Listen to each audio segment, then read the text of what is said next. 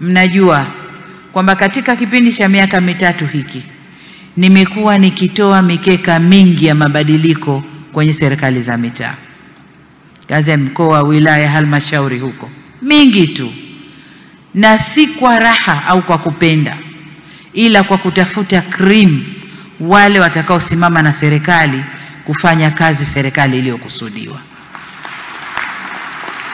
Sasa nataka kusema kwamba kama maxi ni 100, tuko kwenye 85.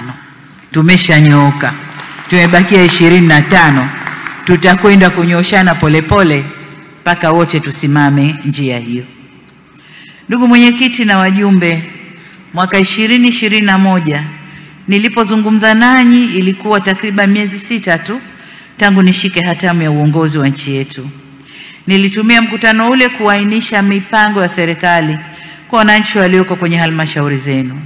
Niliahidi kujenga jumla ya madarasa 15,000, vituo vya kutolea huduma za afya kwenye tarafa 250, na niliahidi kuongeza kasi ya upatikanaji wa maji safi na salama na ujenzi wa barabara vijijini.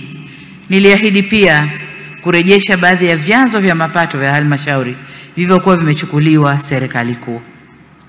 Sasa ni wajibu wangu kuwarudishia mrejesho wa ahadi zile nilizozifanya. Lakini kwa bahati nzuri, nilipopita kwenye mabanda maonyesho kabla sijaingia hapa, majawabu yote niliyakuta kwenye mabodi na wakurugenzi walinieleza yaliyofanyika. Kwa hiyo nadhani nisiwapotezee muda kusema nilifanya.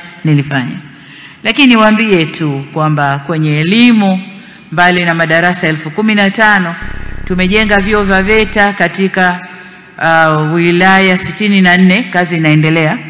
Lakini kuna vingine 25 vilikuwa kabla, na kila mkoa kina chuo kikubwa cha mafunzo ya VETA na mafunzo ya ufundi stadi.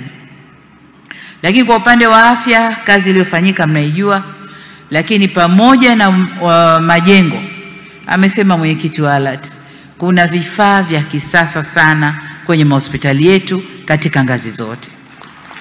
Lakini pia tumepunguza kwa kiasi kikubwa uhaba wa madawa. Sasa supply ya madawa inakwenda vizuri, na kwamba referral zile za maradhi kuja Dar es Salaam na Benjamin Mkapa zinaishia hospitali za mikoa, kwa sababu vifaa vyote, utaalamu wote, watumishi, kila kitu kiko kule. Lakini juu ya hivyo, magari ya kuhamisha wagonjwa kutoka hospitali moja kwenda hospitali nyingine. Sikujua kuna screen inaonyesha yaliyotekelezwa. Sasa yule mwenye nani, kuwa makini basi nikisema uweze kuweka hizo yaliyotekelezwa.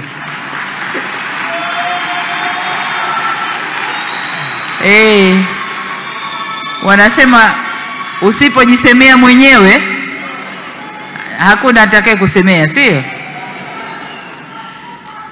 Asante.